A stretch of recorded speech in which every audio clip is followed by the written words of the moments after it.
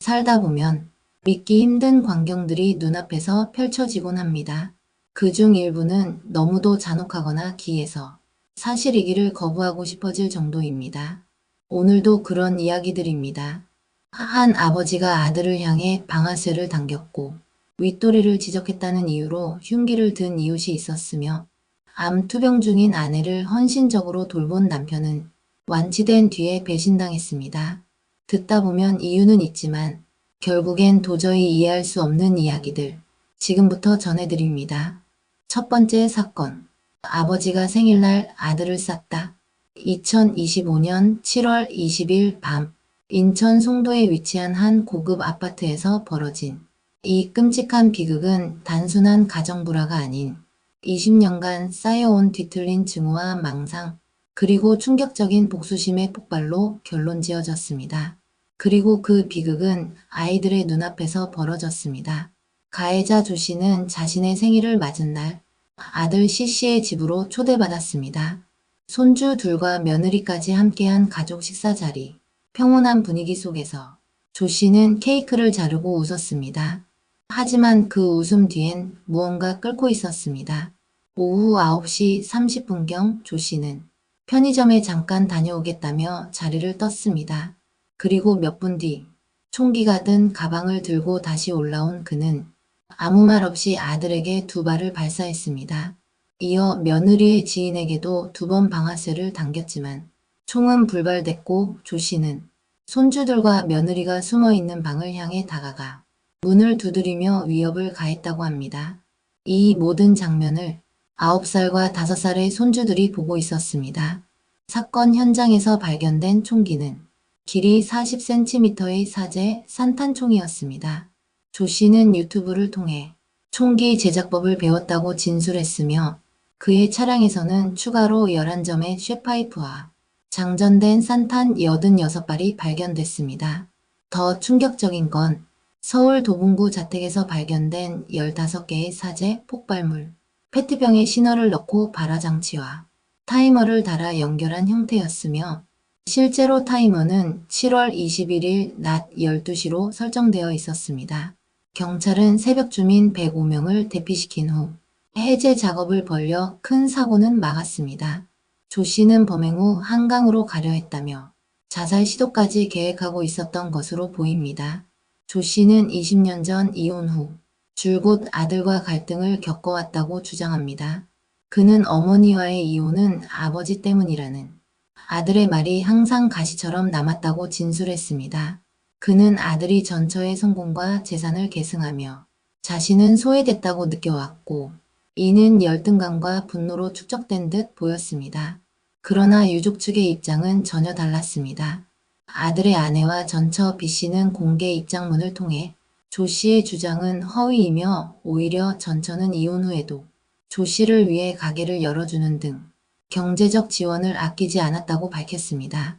아들 역시 아버지를 외면하지 않았으며 자주 연락하고 챙겼다고도 했습니다.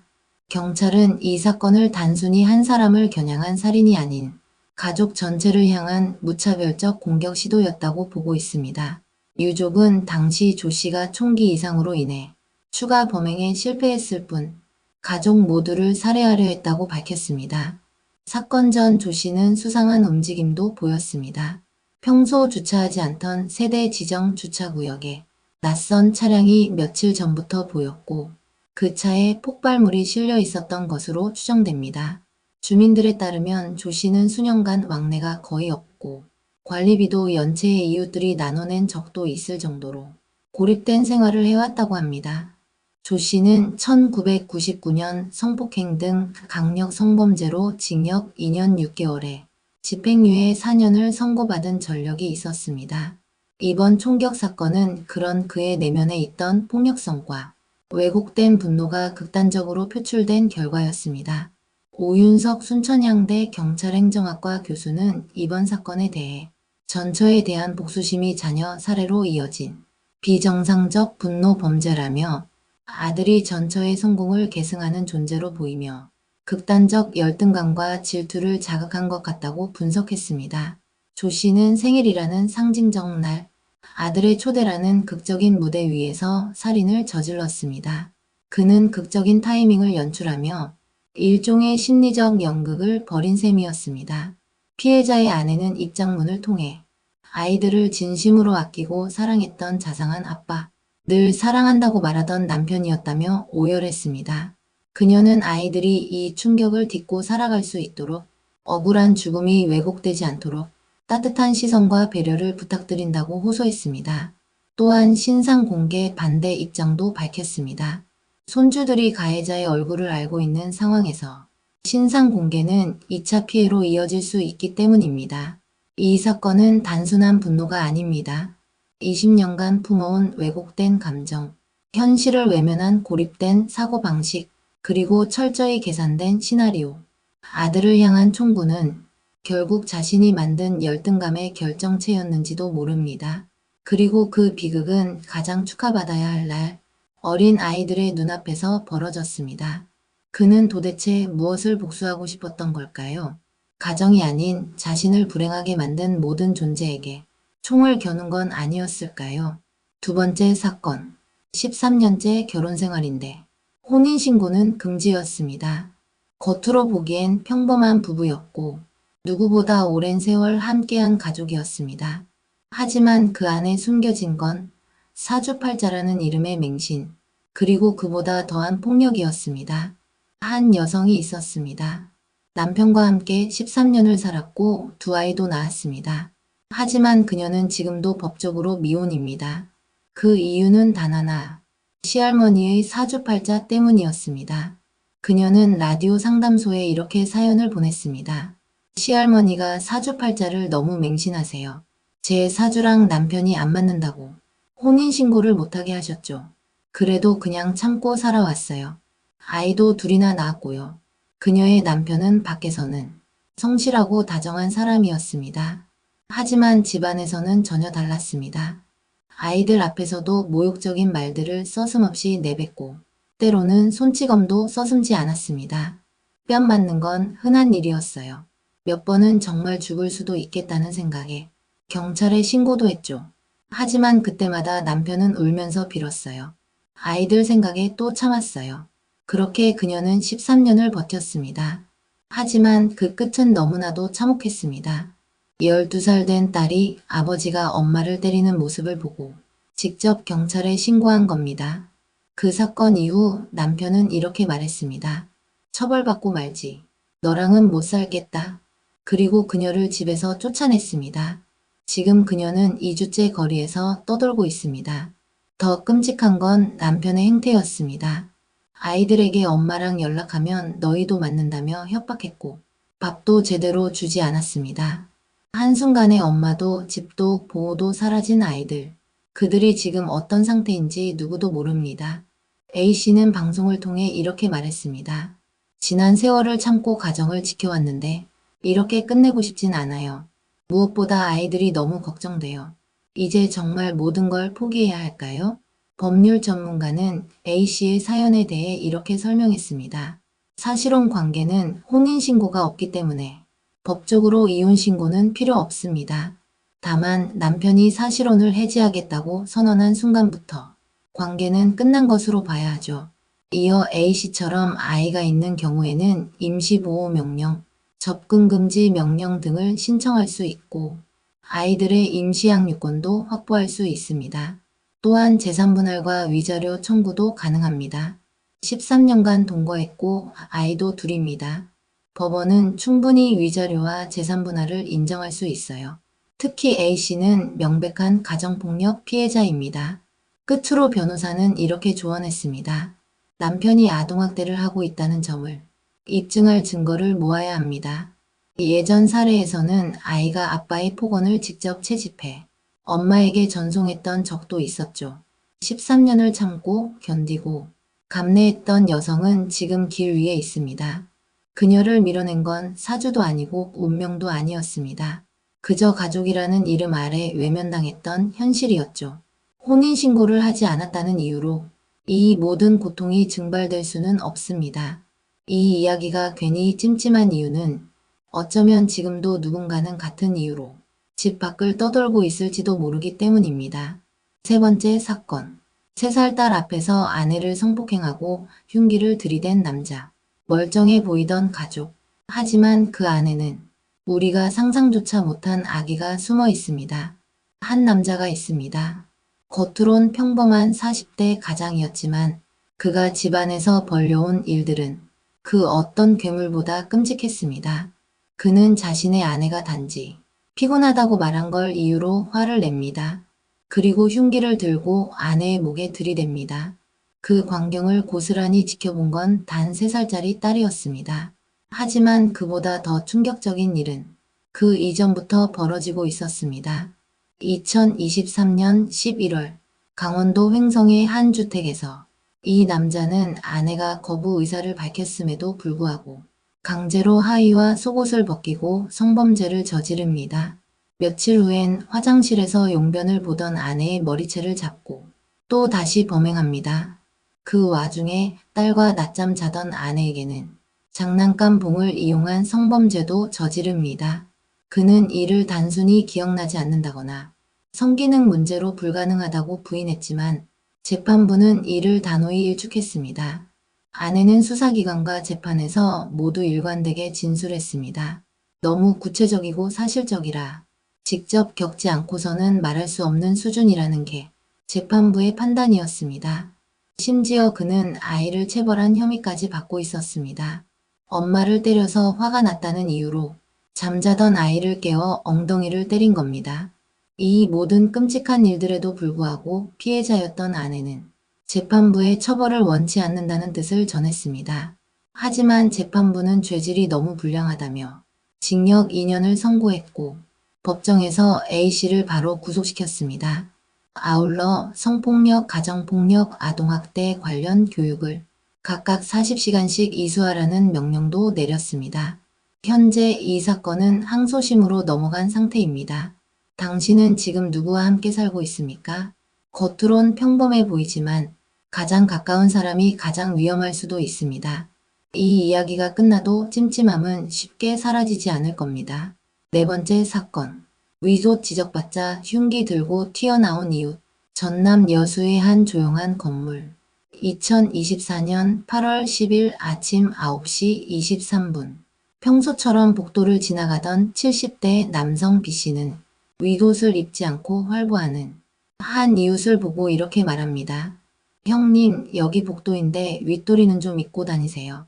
하지만 이 말을 들은 68세 A씨의 반응은 상상을 초월했습니다.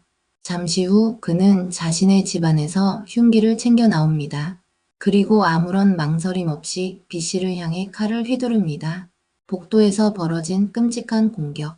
피해자는 목숨이 위태로운 상태로 쓰러졌고 그를 살린 건 집안에 있던 요양보호사의 재빠른 신고 덕분이었습니다. 출동한 119가 B씨를 응급 조치하며 목숨을 간신히 구했습니다.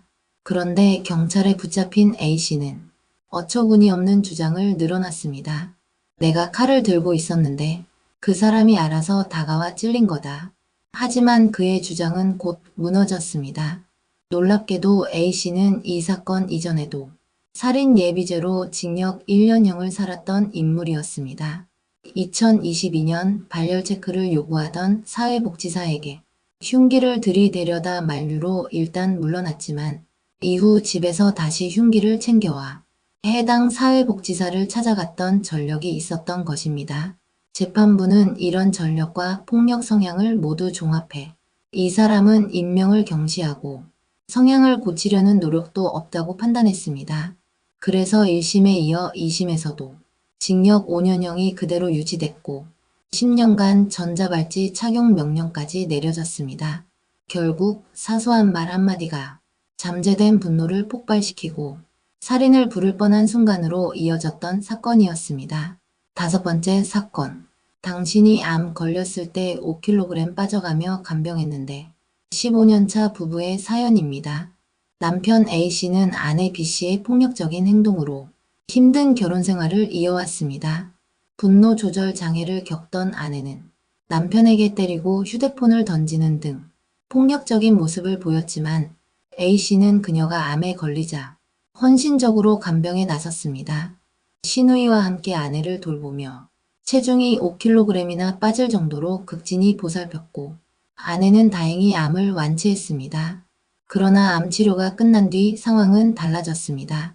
남편은 아내의 휴대전화에서 다른 남성과 부적절한 사진을 발견했고 집안 곳곳에서 이혼 기원 부적이 숨겨져 있는 것을 확인했습니다.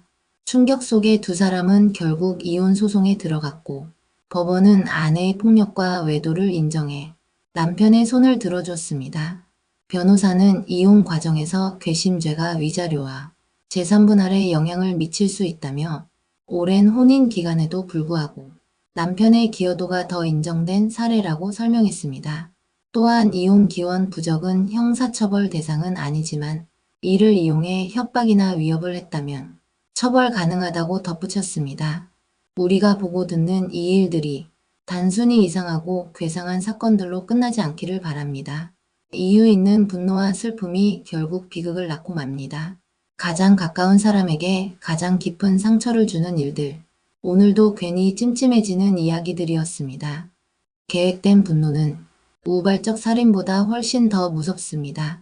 그저 괴성을 지르며 칼을 휘두르는 범죄자보다 조용히 일상을 살아가며 당신을 향한 칼날을 다듬는 사람, 그 사람이 바로 옆집에 살고 있다면 어떨까요? 오늘도 당신의 뒷목을 서늘하게 만드는 괜히 찜찜해지는 얘기 시작하겠습니다. 첫 번째 사건, 형제를 죽이고 흉기를 챙겨 한국인까지 찔렀다. 2025년 5월 17일 경기도 시흥시 정왕동 56세의 중국 동포 차철남은 오랜 시간 알고 지내던 동포 형제를 찾아갑니다. 가볍게 술을 한 잔 권한 뒤 그날 오후 5시 무렵 그는 아무도 모르게 조용히 그리고 정확하게 형을 둔기로 내려칩니다. 피해자는 그 자리에서 즉사합니다. 그리고 몇 분 뒤 그 집으로 들어온 동생마저 같은 방식으로 살해합니다. 이 비극은 단순한 지인 간의 갈등이 아니었습니다. 경찰 조사 결과 차철남은 적어도 6개월 전부터 이 살인을 준비해왔습니다. 흉기 손잡이를 잡기 쉽게 직접 다듬고 미끄럼 방지용 플라스틱을 부착하고 계좌에 남아있던 전 재산을 현금으로 인출해 흔적을 지웠습니다. 그가 가진 돈은 몇백만 원도 되지 않았지만 그 돈으로 흉기를 사고 조용히 준비했습니다. 말 그대로 치밀하고 조용한 계획 살인이었습니다. 그는 이렇게 진술합니다. 13년을 알고 지낸 형제였어요. 그런데 내가 돈을 빌려줬는데도 갚지 않고 나를 계속 이용했어요. 그게 너무 분해서 형제는 중국 화폐로 약 3천만 원을 빌린 채 갚지 않았고 그에 대한 불신과 분노가 결국 살인으로 이어진 것입니다. 그러나 진짜 지옥의 시작은 이틀 후였습니다. 범행을 저지르고도 그는 도망치지 않았습니다. 차를 타고 이틀 동안 물왕저수지를 돌고 시흥 시내를 배회합니다. 그리고 5월 19일 오전 9시 34분 자신의 집 근처 편의점으로 들어간 차철남은 60대 여성 점주를 향해 흉기를 휘두릅니다. 그리고 바로 근처 식당으로 가 술을 마신 뒤 오후 1시 21분 체육공원 인근에서 70대 남성 건물주에게도 흉기를 휘두릅니다. 이 두 피해자는 한국인이었습니다. 그는 말합니다. 그 편의점 주인이 내 얘기를 험담하더라고요. 그 건물주는 평소 반말하고 하대했어요. 경찰은 이 2차 범행에 대해 우발적이라고 주장하는 차철남의 말에 의문을 제기합니다. 그는 흉기를 여전히 들고 있었고 편의점과 공원을 일부러 찾아갔으며 CCTV 분석 결과 타깃을 정해 움직인 정황이 포착되었습니다. 심지어 그는 체포 당시에도 전혀 도망가지 않았고 취재진의 질문에도 단 한마디도 대답하지 않고 고개를 숙인 채 호송차에 올라탔습니다. 첫 공판에서 차철남은 살인 혐의는 인정하면서도 살인 미수에 대해서는 죽일 생각은 없었다고 부인했습니다. 그러나 법원은 둔기 손잡이를 손에 맞게 갈아내고 흉기를 사전에 준비하고 돈을 인출하고 동선을 조율한 것 모두를 종합해 이 모든 것이 완벽히 계획된 살인이었다고 판단합니다. 더 놀라운 건 그가 국민참여재판을 요청받았을 때 그는 이렇게 대답했습니다. 그냥 하지 않겠습니다. 국민의 눈앞에서 죄를 직면할 용기도 없던 그 사람. 형제를 죽이고 낯선 이에게까지 칼을 겨눈 사람. 그가 말하는 죽일 생각은 없었다는 말에 당신은 설득되시나요? 당신의 옆집 사람이 지금 흉기 손잡이를 깎고 있을지도 모릅니다. 조용히 그리고 천천히. 두 번째 사건. 커플티 거절하자 벽돌로 머리를. 그녀가 죽어도 좋았을까? 오빠 그 티는 싫어. 그 한마디가 그를 광기로 몰아넣었습니다. 2024년 12월 1일 경남 창원 30대 남성 A씨는 전 여자친구 B씨의 집 도어락을 누르고 들어갑니다. 현관 앞 벽돌을 들고 말이죠. 소파에 앉아있던 B씨는 그의 욕설에 놀라 일어서기도 전에 머리를 벽돌로 가격당합니다. 피를 흘리며 쓰러진 그녀를 향해 그는 다시 목을 조릅니다. 그리고 성폭행. 출혈이 멈추지 않던 그녀는 안방 화장실에 감금됐고 가해자는 그 자리에서 자해하며 쓰러졌습니다. 그 틈을 타 그녀는 탈출했습니다. 범행 하루 전 그는 B씨에게 커플티를 주며 재회를 시도했습니다. 거절당했죠. 그런데 범행 당일 그 커플티를 입고 있었습니다. 그녀는 얼굴뼈가 부러지고 한쪽 귀에 청력까지 잃었습니다. 하지만 그는 끝까지 반성하지 않았습니다. 재판부는 말합니다. 이건 사실상 강간살인입니다. 단지 죽지 않은 것뿐. 그녀가 죽었더라면 그는 여전히 커플티를 입고 있었을까요? 세 번째 사건. 삼촌이랑 농장 가자. 10살 아이를 노린 노인의 차량에서 나온 것들. 302동에 사는 삼촌이야. 농장 놀러 갈래? 그 말을 들은 순간 베란다에서 딸을 지켜보던 어머니는 소리를 질렀습니다. 타지 마라. 뭐 하는 거냐? 그 소리에 놀란 아이는 몸을 틀었고 검은색 차량은 그대로 달아났습니다. 문을 열어주려던 손이 그 작은 손이 간신히 살아났습니다. 그 남성은 70대 노인 A씨. 수일 전부터 10살 여아에게 장난감을 사주고 말을 붙이며 접근하고 있었습니다. 심지어 한적한 골목으로 유인의 신체를 만지고 입막음 협박까지 했던 정황도 드러났습니다. 경찰이 그를 검거하자 그의 차량 안에서 콘돔, 발기부전 치료제, 블랙박스 제거 흔적, 정체불명의 액체가 나왔습니다. 그저 태워주려고 했다던 그는 정작 아이를 데려가려던 농장은 인적 없는 산속 농막이었습니다. 그날 엄마가 베란다를 보지 않았다면 아이는 지금 어디에 있었을까요? 네 번째 사건. 형이 부모를 죽였잖아. 망상에 찌든 60대의 살인 시도. 서울의 한 주택. 잠든 형의 머리 위로 흉기가 내려찍힙니다. 가해자는 60대 동생 서씨. 그는 오랫동안 이런 생각에 사로잡혀 있었습니다. 형이 부모를 죽이고 재산을 가로챘다. 하지만 현실은 달랐습니다. 형은 기초생활수급자. 자신의 돈과 품을 들여 동생의 알코올 중독을 돌보던 사람이었습니다. 서 씨는 결국 잠든 형의 머리를 찌르지만 형은 간신히 도망쳐 살아남습니다. 법원은 치매와 알코올 사용장애가 결합된 상태에서의 망상이라 판단했습니다. 하지만 피고인은 부모를 죽인 놈은 죽어야 되라며 아직도 후회하지 않습니다. 그가 다음엔 누구를 죽여야 한다고 믿게 될까요? 다섯 번째 사건. 친딸을 277번 성폭행하고 손녀까지 괴물은 당신의 아버지였습니다. 초등학교 2학년이던 딸. 그 첫날 밤부터 40년간 반복된 지옥. A씨는 자신의 친딸 B씨를 1985년부터 수백 차례 성폭행했고 그 결과 태어난 손녀 C양에게도 몹쓸 짓을 저질렀습니다. 그녀는 4번의 임신과 낙태를 반복했고 결국 자신의 딸이 같은 고통을 겪는 걸 보고서야 세상에 도움을 요청할 수 있었습니다.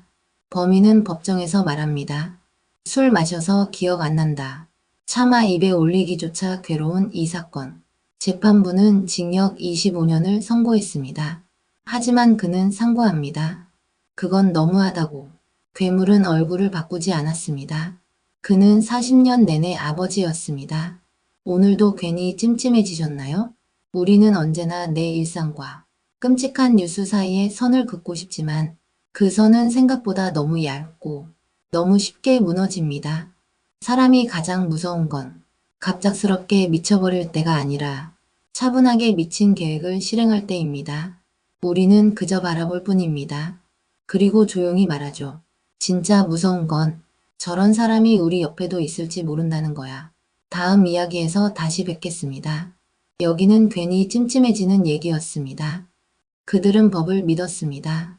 누군가는 가족을, 누군가는 상식을 믿었습니다. 하지만 돌아온 건 믿을 수 없는 배신이었습니다. 오늘도 우리는 정의라는 말이 얼마나 공허한지를 확인하게 됩니다. 여러분, 이 이야기를 끝까지 보고 나면 괜히 찜찜해질 겁니다. 첫 번째 사건. 결별 통보한 여성을 방송으로 스토킹한 BJ. 그리고 무너진 삶. 그녀는 단지 그 남자와 헤어지고 싶었습니다. 단지 그것뿐이었습니다. 하지만 유명 BJ였던 그 남자는 이별을 받아들이지 않았습니다. 그는 말했습니다. 내가 말했지 벌금 내고 화끈하게 다 까줄 거라고. 그리고는 그녀의 속옷, 사생활, 이름, 회사까지 모든 것을 인터넷 방송에 퍼뜨리기 시작했습니다. 2020년 금융 분야에서 활동하던 한 유명 BJ는 짧게는 2달, 길게는 여성 권나은 씨의 남은 인생 전체를 파괴했습니다. 사랑은 협박이 되었고 이별은 복수가 되었습니다. 그는 자신이 운영하던 방송에서 벌금 내면 된다며 권 씨의 속옷, 연애 디테일, 신체 접촉 이야기까지 모두 폭로했습니다. 그뿐이 아니었습니다. 권 씨가 일하는 KT 홍보팀 윤리 경영실에 찾아가 그녀가 나에게 데이트 폭력을 했다. 법인카드를 유용했다는 허위 사실을 기재한 글을 올립니다. 그리고 전국 언론사 30여 곳에 허위 폭로 메일을 뿌렸습니다. 시청자들 앞에서 권 씨는 사람이 아니라 비웃음거리가 되었습니다. 권 씨는 말했습니다. 다시 사귈 생각 없다. 하지만 돌아온 건 더 끈질긴 협박과 스토킹이었습니다. 믿을 수 있는 건 오직 법뿐이라 생각했습니다. 직접 법학 시험 문제집을 공부하고 그를 고소했습니다. 그러나 돌아온 건 단 징역 1년, 집행유예 2년. 재판부는 말했습니다. 정신적 고통이 크지만 피고인이 초범이고 그는 실형 대신 집행유예로 풀려났습니다. 선고 직후 권 씨는 가족에게 문자를 보냈습니다.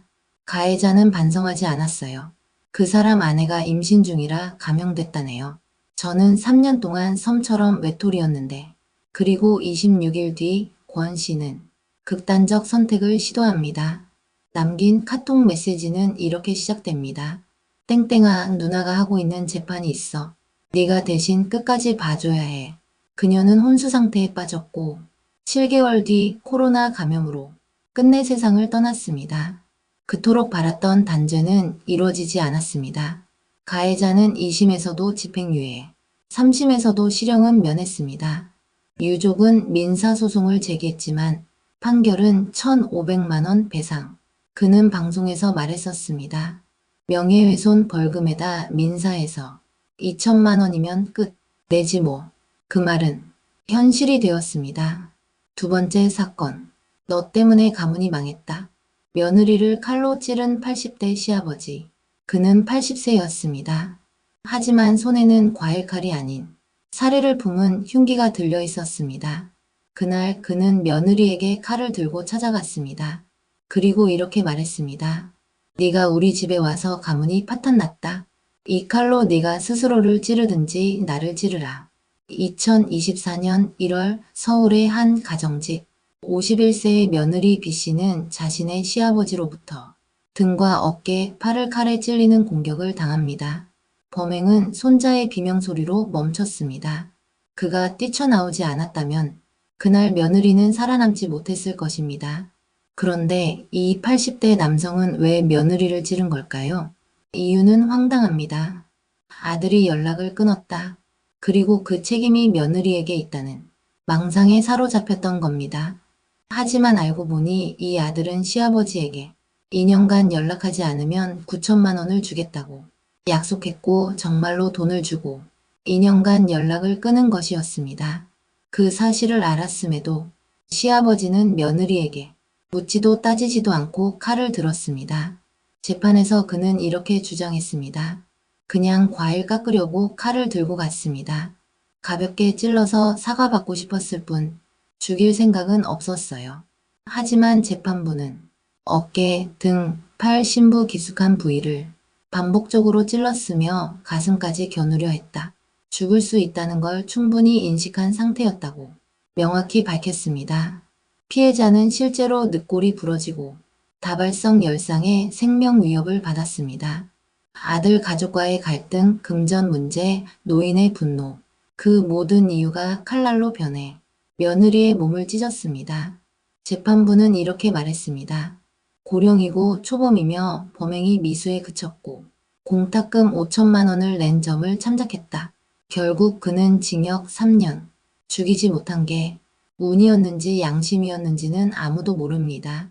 세 번째 사건. 임신 중 성관계를 거부했다. 아내를 살해한 남편의 뒤틀린 분노. 그는 이제 막 신혼이었습니다.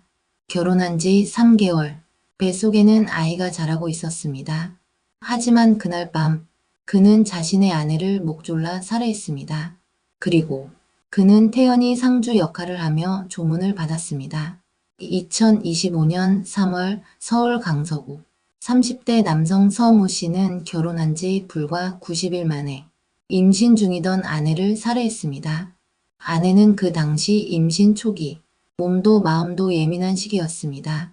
하지만 서 씨는 계속해서 성관계를 요구했고 병원 진료를 받는 중에도 요구를 멈추지 않았습니다. 그러던 중 아내는 결국 남편이 지나치게 성관계를 요구해 힘들다, 결혼을 후회한다 는 내용의 메시지를 지인들에게 보내기 시작했고 이 사실을 안 남편은 분노합니다. 그리고 술을 마신 뒤 신혼집에서 아내의 목을 졸랐습니다. 아내가 숨졌을 때 그는 아무 일도 없었다는 듯 장례식을 치르고 조문객을 맞았습니다. 그의 얼굴엔 죄책감도 후회도 없었습니다. 단지 태연함만이 있었습니다. 하지만 경찰은 그의 거짓을 오래 두고 보지 않았습니다. 빈소가 차려진 다음 날 그는 긴급 체포됩니다. 처음에는 범행을 완전히 부인했습니다. 하지만 경찰이 확보한 증거 앞에선 결국 우발적이었다고 실토했습니다. 그럼에도 불구하고 그는 재판 내내 혐의 인정을 미뤘고 변호인은 서류 검토가 부족하다며 공판을 연기시켰습니다. 재판부는 말했습니다. 구속기한 6개월 안에 반드시 마무리하겠다. 이건 더는 지연될 수 없다. 그렇게 밝혀진 진실은 단순했습니다. 아이를 가진 아내가 성관계를 거부했기 때문에 그는 살인을 선택했습니다. 아내의 문자, 아내의 지인 증언, 사망 당시의 정황, 그 모든 것이 하나로 모였습니다. 그는 사랑받지 못했다고 느낀 순간 자신을 사랑하지 않는 사람은 죽여도 된다고 생각했습니다. 네 번째 사건. 그 여자한테 접근하면 죽인다. 딸 앞에서 아내에게 칼을 휘두른 남편. 그는 남편이자 아버지였습니다. 그리고 동시에 불륜남이자 칼을 든 가해자가 되었습니다.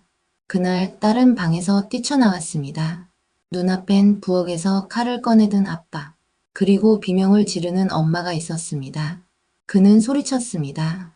그 여자한테 접근하면 죽여버릴 거야. 15년 전 여자는 한 남자와 결혼을 결심했습니다. 예식장까지 예약한 상태였지만 그제야 남자가 한 번 이혼한 사실을 알게 됩니다. 남자는 말했습니다. 전처가 외도를 해서 어쩔 수 없었다. 여자는 그 말을 믿었고 결혼을 강행했습니다. 임신 후 출산을 한 달 앞둔 어느 날 남자는 전처가 낳은 아이라며 초등학생 아들을 데려왔습니다. 그 아이까지 키우기로 결심한 그녀는 그렇게 가족을 받아들였습니다. 그러던 어느 날 차량 조수석에 젖은 머리끈이 놓여 있었습니다. 여자는 단발머리였습니다. 머리끈은 그녀의 것이 아니었습니다. 블랙박스를 확인하려 했지만 기록은 삭제돼 있었습니다. 결국 남자는 출근 후 여자와 커피 마시고 맛집 다닌 것뿐이라며 둘러댔습니다. 그러나 호텔 숙박 기록까지 확인되자 여자는 외도 상대의 남편에게 연락하겠다고 말합니다. 그 순간 남편은 TV 리모컨을 집어던지며 폭발합니다. 딸이 놀라서 방에서 뛰쳐나왔습니다. 그러나 그는 멈추지 않았습니다. 부엌에서 칼을 꺼내와 소리쳤습니다. 그 여자한테 접근하면 죽여버릴 거야. 엄마를 감싸려던 딸. 그 사이에서 여자는 칼에 찔려 부상을 입습니다. 이후 경찰 조사에서 남편은 아내가 의부증이 심해서 그렇다며 상황을 축소합니다. 게다가 그는 해외 출장을 이유로 조사 일정을 앞당긴 뒤 출국해버립니다. A씨는 말했습니다. 어차피 고소해도 처벌 안 받아. 전처 때도 접근 금지 명령만 받았을 뿐이야. 실제로 그는 과거 전처에게도 둔기를 휘둘러 상해를 입혔지만 그때도 접근 금지와 사회봉사 명령으로 끝났습니다. 이 사건 역시 형사재판으로 가지 못하고 가정법원으로 이관되었습니다. 피해자는 말합니다. 또 그렇게 아무 일 없었던 것처럼 그 사람은 살아가겠죠. 5번째 사건. 시니어 배우 연기한 거다. 이유 없이 지인을 무차별 폭행한 60대. 대전의 한밤, 한 60대 남성이 술에 취해 거리에서 친한 지인을 무차별 폭행했습니다. 2025년 1월 22일 밤 11시 44분경 대전시 동남구의 한 편의점 앞 노상에서 벌어진 일입니다. A씨는 지인 B씨와 마주 앉아 있었는데 갑자기 뜨거운 커피를 얼굴에 뿌린 후 주먹과 발로 무차별 폭행을 시작했습니다. 그는 B씨를 바닥에 쓰러뜨리고도 멈추지 않았습니다. 무릎과 휴대전화, 발과 주먹을 이용해 얼굴, 다리, 복부, 성기 등을 무려 77회나 때렸습니다. CCTV 영상에는 그가 폭행 도중 편의점 직원이 나오자마자 비웃으며 형 일어나라며 그냥 들어가도 된다고 말하는 모습도 담겼습니다. B씨는 의식을 잃고 쓰러졌고 목격자 신고로 출동한 경찰과 119구급대원이 긴급 이송했습니다. 의료진은 피해자가 눈 주변 뼈가 함몰되고 외상성 백내장과 동공마비, 무릎, 뼈, 골절 등 중대한 부상을 입었다고 밝혔습니다. 재판 과정에서 A씨는 시니어 배우 연기를 한 것뿐이다라며 자신의 행위를 부인했고 심신미약도 주장했습니다. 하지만 재판부는 이를 받아들이지 않고 잔혹한 폭행과 수십 차례의 범행은 중대하며 피해자가 용서하지 않은 점을 고려했다고 밝혔습니다. 결국 A씨에게는 징역 5년이 선고됐습니다. 6번째 사건. 위장이혼? 빚 피하려던 남편의 끔찍한 이중생활 폭로. 30년간 믿고 의지했던 남편이 사랑하는 가족을 배신했습니다. 그가 선택한 건 위장이혼이란 이름의 치밀한 속임수였습니다. 5년 전 남편 B씨는 공장 빚 때문에 집마저 압류될 위험에 처했다며 위장이혼하자고 제안했습니다. 가슴 아픈 결정이라며 그녀는 따랐지만 진실은 달랐습니다. 법적으로는 부부가 아니지만 부부처럼 아이들과 한 집에서 살며 평범한 가정을 가장했습니다. 그러던 어느 날 동네에 퍼진 충격적인 소문. B씨가 다른 여자와 두 집 살림을 한다. 처음엔 믿을 수 없었습니다. 하지만 주말마다 잔업, 거래처, 골프라며 집을 비운 남편의 행동이 수상했습니다. 생활비는 쥐꼬리만큼 줄었고 남편은 주말이면 1박 2일씩 사라졌습니다. 결국 A씨는 남편을 몰아붙였습니다. 다른 여자 있냐? 남편의 답변은 더 참담했습니다. 5년 전 만난 여자와 살림을 차렸어. 우린 이미 이혼한 사이야. 네가 뭘 할 수 있겠어? 위장 이혼으로 가면을 쓴 채 남편은 가족을 버리고 새 가정을 차렸습니다. 평생을 바쳐 믿고 살아온 그녀에게 남편은 가장 잔인한 배신을 안겼습니다.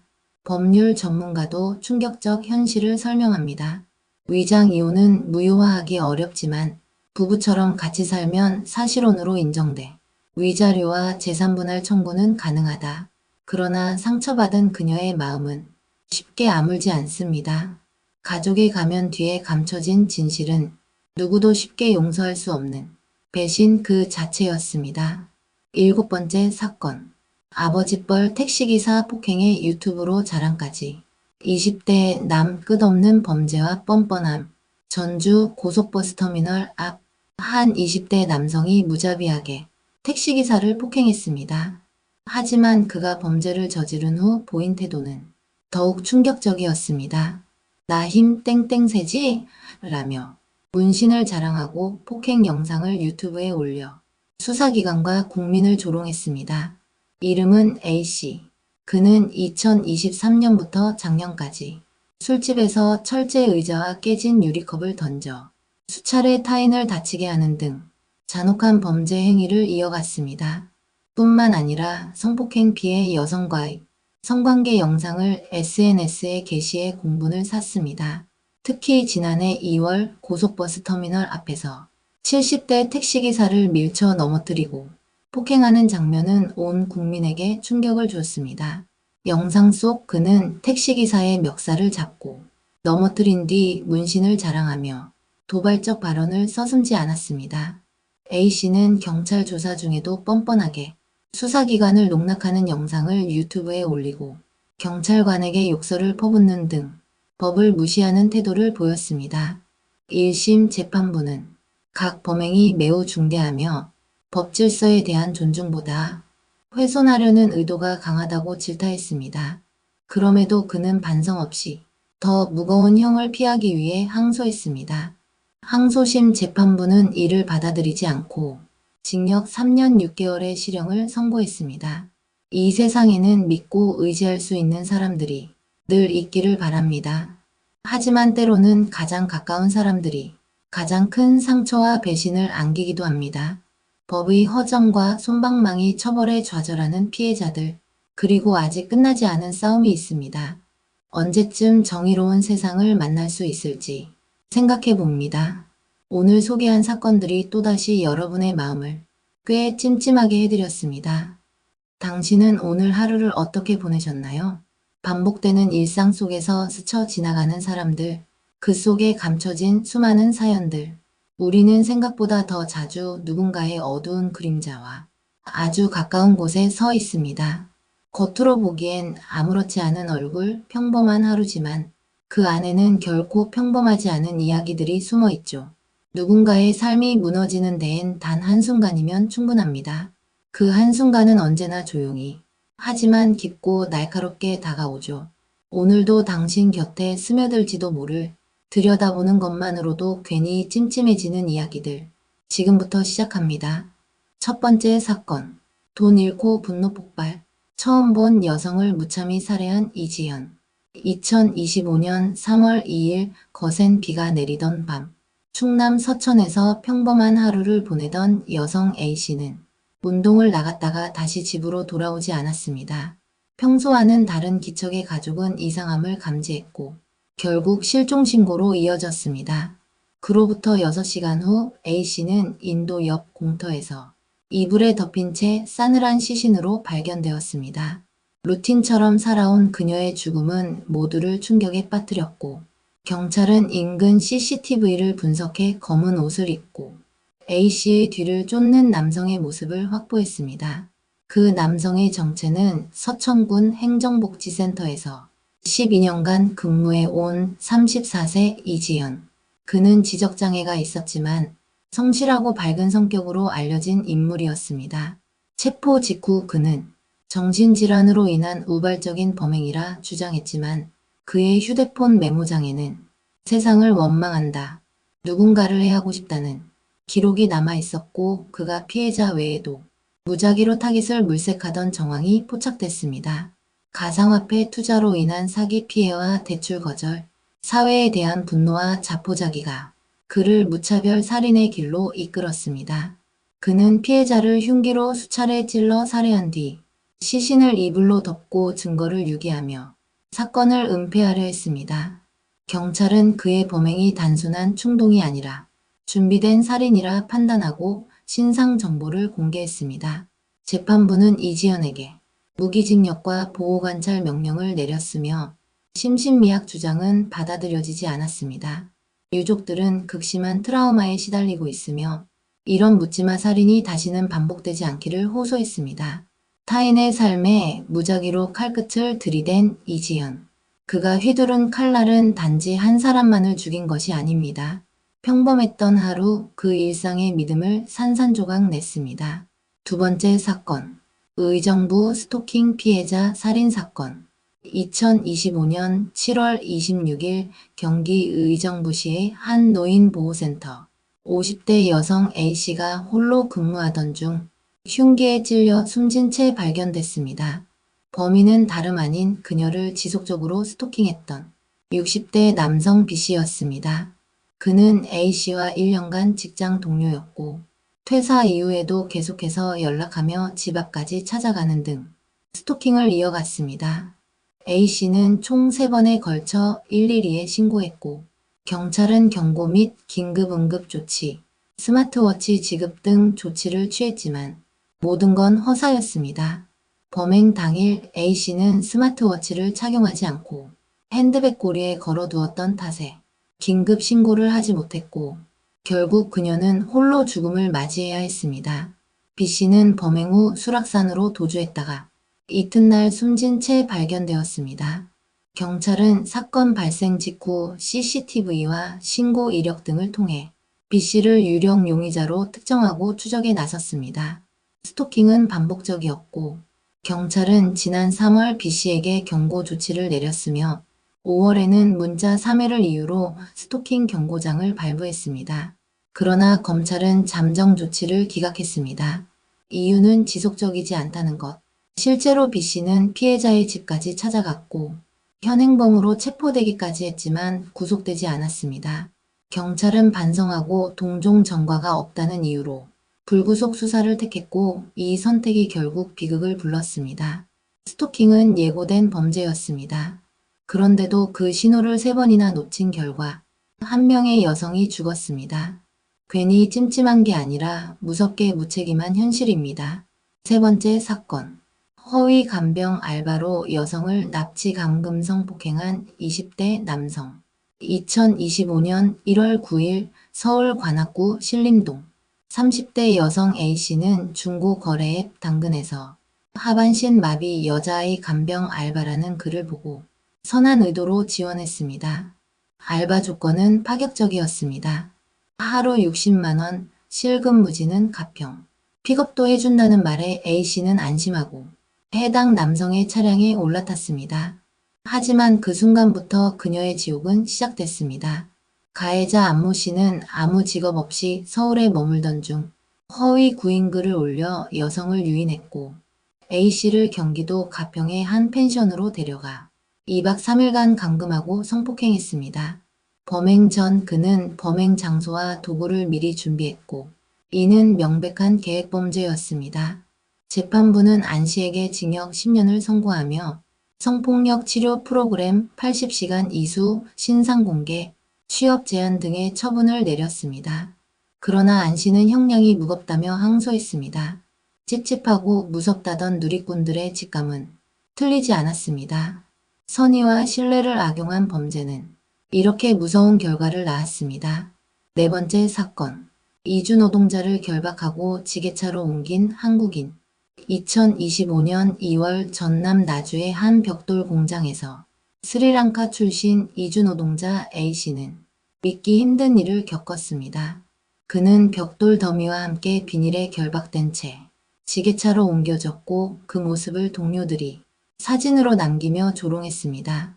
가해자는 A씨가 지시를 제대로 이해하지 못한 채 피식 웃는 것처럼 보였다는 이유로 이런 짓을 저질렀다고 진술했습니다. 그러나 A씨는 웃지도 않았고 상사의 말을 이해하지도 못했다고 반박했습니다. 그는 사건 이후 재취업이 막힐까봐 숨기려 했지만 결국 인권단체의 도움으로 경찰 조사에 응했고 가해자는 특수감금 특수폭행 혐의로 입건됐습니다.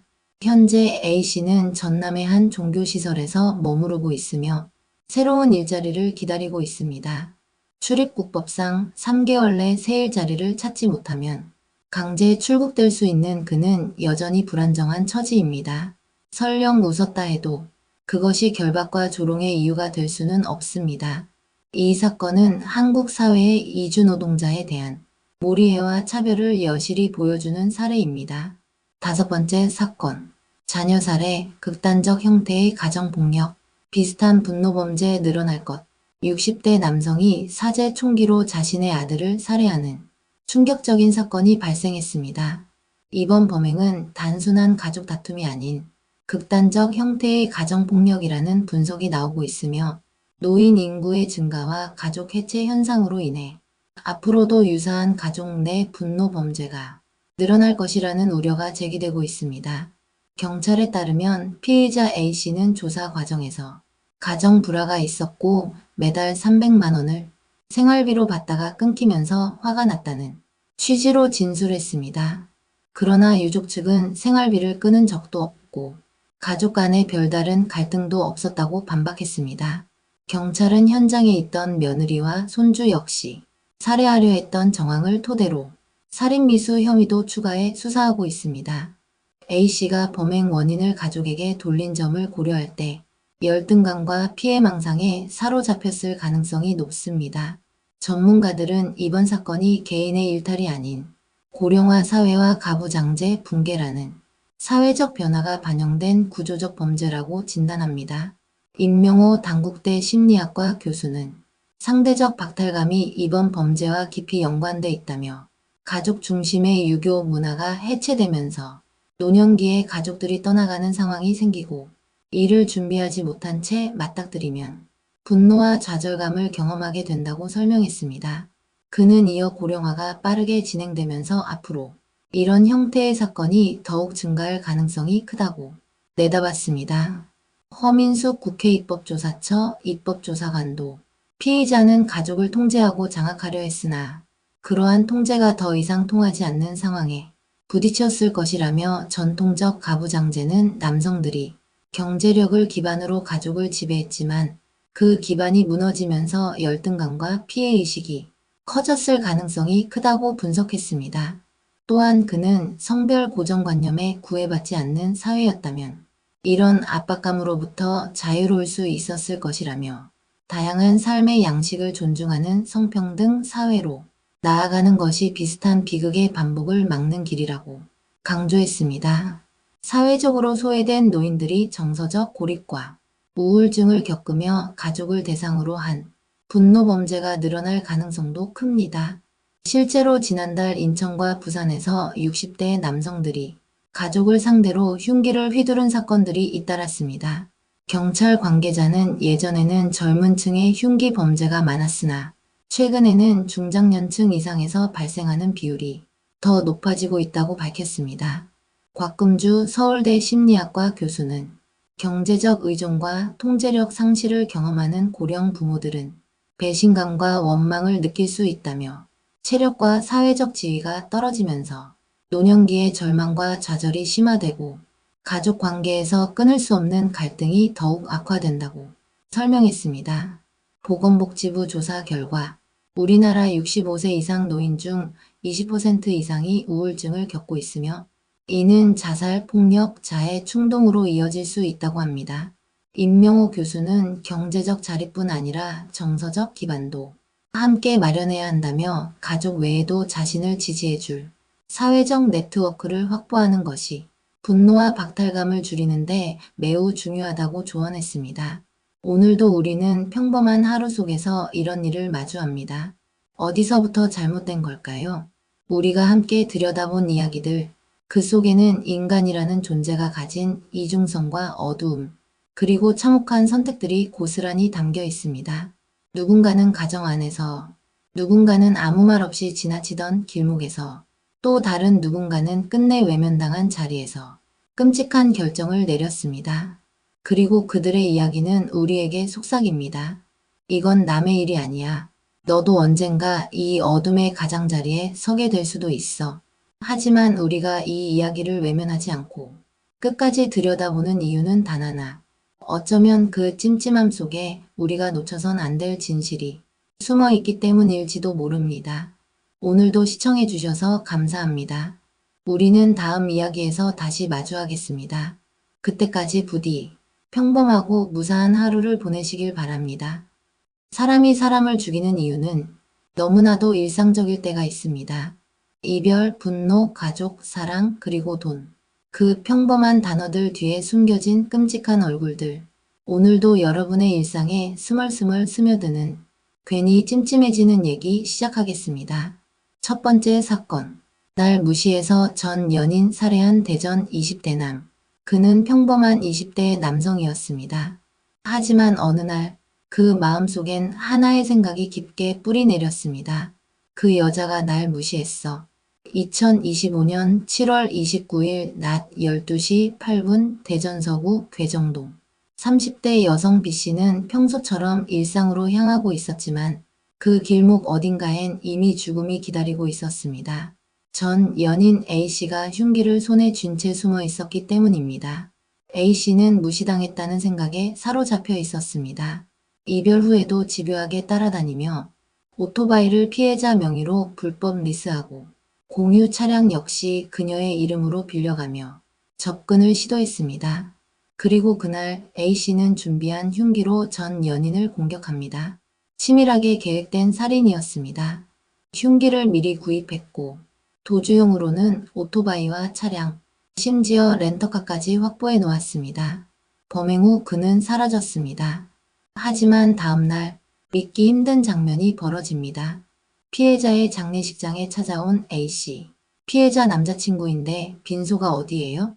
이 한마디에 의심을 품은 장례식장 직원은 경찰에 바로 신고했고 고지어 경찰은 A씨가 타고 온 K5 렌터카의 GPS 추적에 들어갔습니다. 그리고 마침 길가에 차가 세워져 있는데 운전자가 토를 하고 이상하다는 시민의 신고가 겹치며 A씨는 대전 중구 산성동 지하차도 인근에서 긴급 체포됩니다. 그는 체포 직전 차량 안에서 음독을 시도해 병원으로 이송됐습니다. 조사에서 A씨는 말했습니다. 내가 오토바이 비용을 냈는데 그 여자가 날 무시했어요. 그래서 죽이기로 마음먹었습니다. 그는 범행 수개월 전부터 계획적으로 준비해왔고 심지어 살해 후 직접 빈소에 와서 피해자가 진짜 죽었는지 확인까지 했다고 합니다. 그러나 이 사건에서 더 끔찍한 사실은 피해자는 이미 A씨를 2차례 경찰에 신고한 전력이 있었다는 점입니다. 재물손괴, 무단침입, 폭행, 심지어 경찰관 폭행까지 저지른 전과가 있는 A씨. 하지만 피해자는 A씨의 처벌을 원하지 않았고 스마트워치 지급 등 안전조치도 거부했습니다. 그리고 이사를 했음에도 결국 새로 이사한 집 근처에서 피해자에게 살해당했습니다. 피해자의 유족은 이렇게 말했습니다. 안전조치를 거부했다는 사실만이라도 알았더라면 우리는 피해자를 절대 혼자 두지 않았을 것입니다. 하지만 경찰은 성인이기에 가족에게 고지할 의무는 없다며 이 사건은 끝내 막지 못한 참극이 되었습니다. 그의 마지막 말은 이랬습니다. 진짜 죽었는지 확인하러 간 거였습니다. 단지 무시당했다는 이유로 한 사람의 삶을 계획적으로 빼앗고 그 빈소에 찾아가 남자친구인데요 라고 말한 남자. 그 누구도 아무도 안심할 수 없는 세상. 다음 찜찜한 얘기로 이어집니다. 두 번째 사건. 사람을 괴롭힌다 신고 닷새 만에. 가리봉동 동거녀 살해한 중국인. 서울 구로구 가리봉동. 한 60대 중국인 남성 A씨와 50대 동거 여성 B씨가 함께 살던 건물에서 끔찍한 사건이 발생했습니다. 지난달 31일 새벽 3시 17분 이 건물에서 B씨는 흉기에 수차례 찔려 쓰러졌습니다.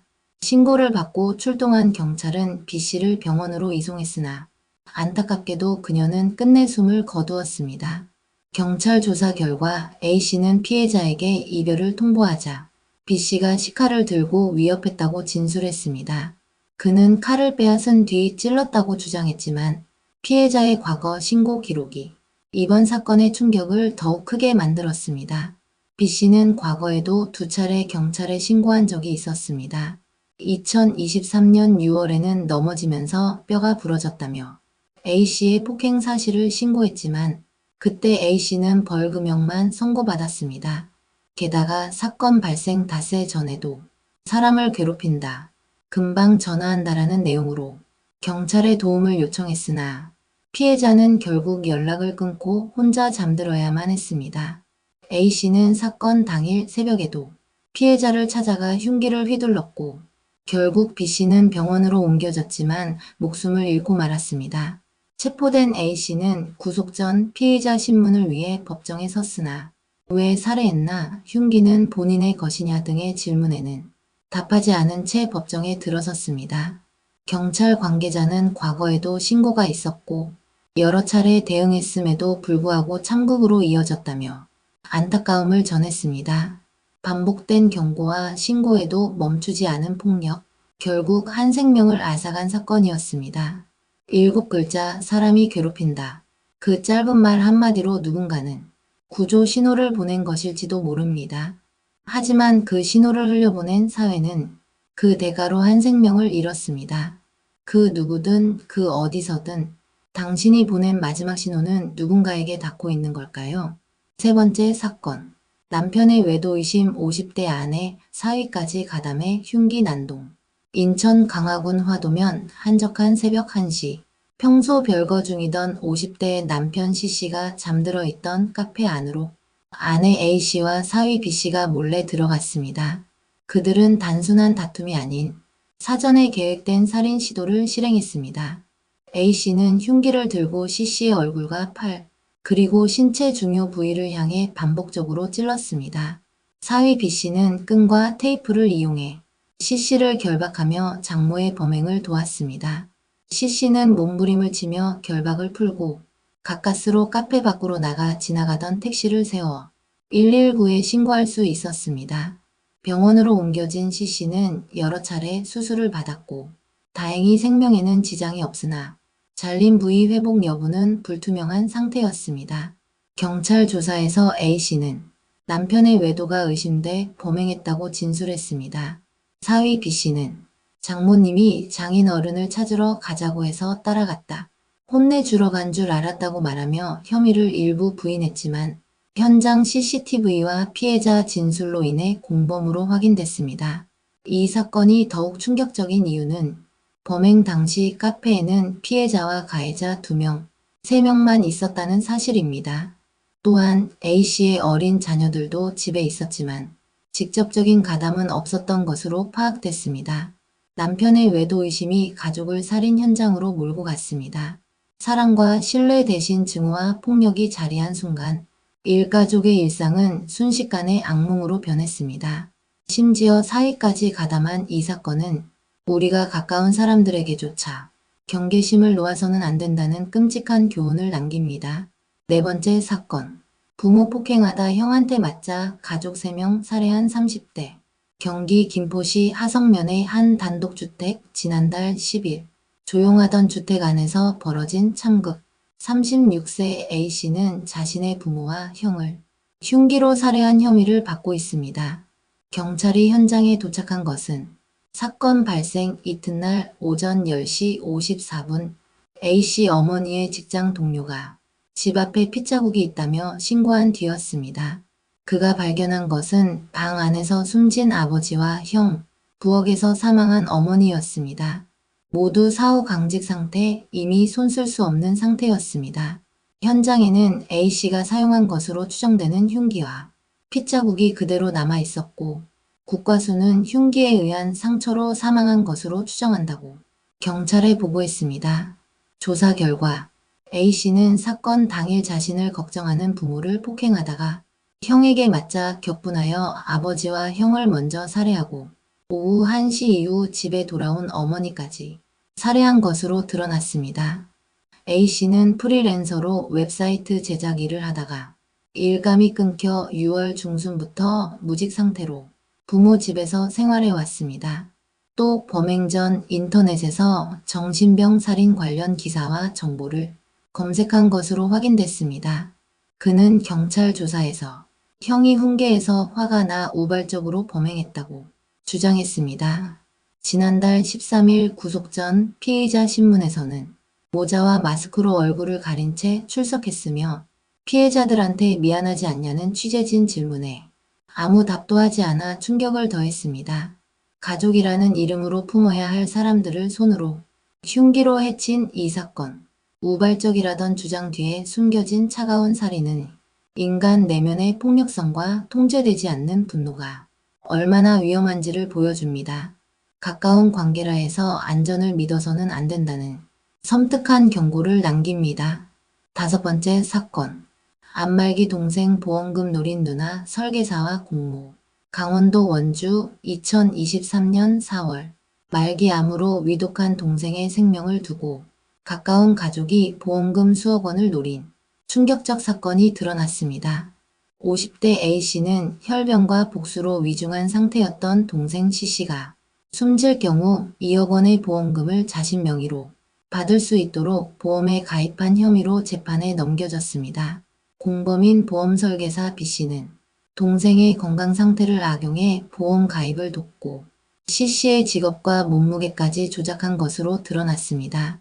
당시 C씨는 행정복지센터 공무원과 보건소, 사회복지사 간호사들의 권유에도 병원 방문을 미루다 4월 22일 쓰러져 병원에 입원, 직장암 말기임을 확인했습니다.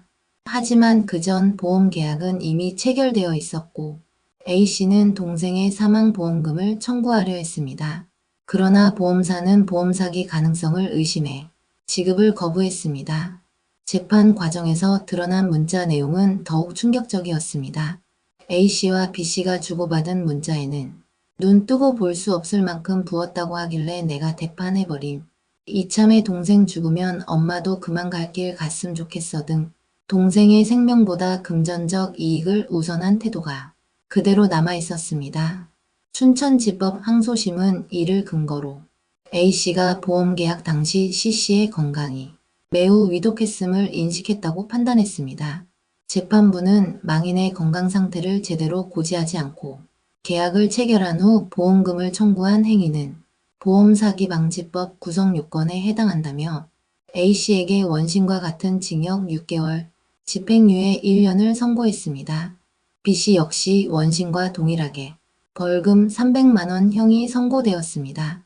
혈육을 이용한 돈의 욕망이 삶과 죽음의 경계를 무너뜨렸습니다.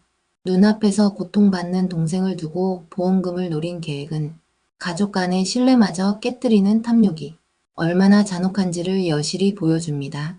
우리가 눈을 뜨고 지켜봐야 할 인간의 욕망과 그 끝은 때론 상상 이상으로 끔찍합니다. 6번째 사건. 전 남친의 무차별 폭행. 저항하면 쌍방폭행 될까봐 가만히 있었다. 부산의 한 주차장. 20대 여성 A씨가 우연히 마주친 전 남자친구 B씨로부터 무차별 폭행을 당한 사건이 발생했습니다. 사연을 접한 누리꾼들은 분노를 금치 못했습니다. 지난달 11일 A씨는 길에서 B씨를 만나 확실히 관계를 정리하고 싶다며 새로운 남자친구가 생겼다고 알렸습니다. 하지만 집으로 향하던 중 이미 A씨 집에도 무단으로 들어온 B씨를 주차장에서 다시 마주치게 됩니다. B씨는 A씨의 친동생을 보고 바람을 의심하며 분노했고 A씨가 설명했음에도 믿지 않았습니다. 급기야 CCTV가 설치된 주차장에서 B씨는 A씨의 뺨과 머리를 수차례 때리고 뒷덜미를 잡아 넘어뜨린 뒤 발로 걷어차며 머리채를 잡고 이리저리 끌고 다니는 폭행을 저질렀습니다. A씨는 영상 속에서 적극적으로 저항하지 않았습니다. 그 이유를 그녀는 이렇게 밝혔습니다. 저번에는 제가 저항해서 쌍방폭행이 됐어요. 이번에도 또 쌍방폭행이 될까봐 일부러 가만히 맞고만 있었습니다. 결국 A씨는 양쪽 팔꿈치 골절, 전치 6주라는 부상을 입었습니다. 이번 사건은 A씨가 일부러 CCTV가 있는 장소에서 대화하며 증거를 남기고자 한 전략적 선택이었음이 드러났습니다. 그녀는 SNS에 영상을 공개하며 도움을 요청했습니다. A씨는 1년간 이런 폭행을 겪었지만 저번에는 B씨가 빌고 잘못했다고 해서 넘어갔다. 그러나 이번에는 더 이상 봐줄 수 없었다고 밝혔습니다. 사랑의 기억이 폭력으로 바뀐 자리, 피해자는 방어조차 제대로 못하고 맞기만 했습니다. 법과 제도의 허점 속에서 반복되는 폭력은 우리의 안전이 얼마나 취약한지를 말해줍니다. 우리가 그냥 가만히 있는 것조차 선택해야 하는 세상. 이것이 바로 현실 속 잔혹한 폭력의 얼굴입니다. 오늘 소개한 사건들을 살펴보면 인간의 욕망과 분노, 집착이 얼마나 잔혹한 결과를 불러오는지 알 수 있습니다.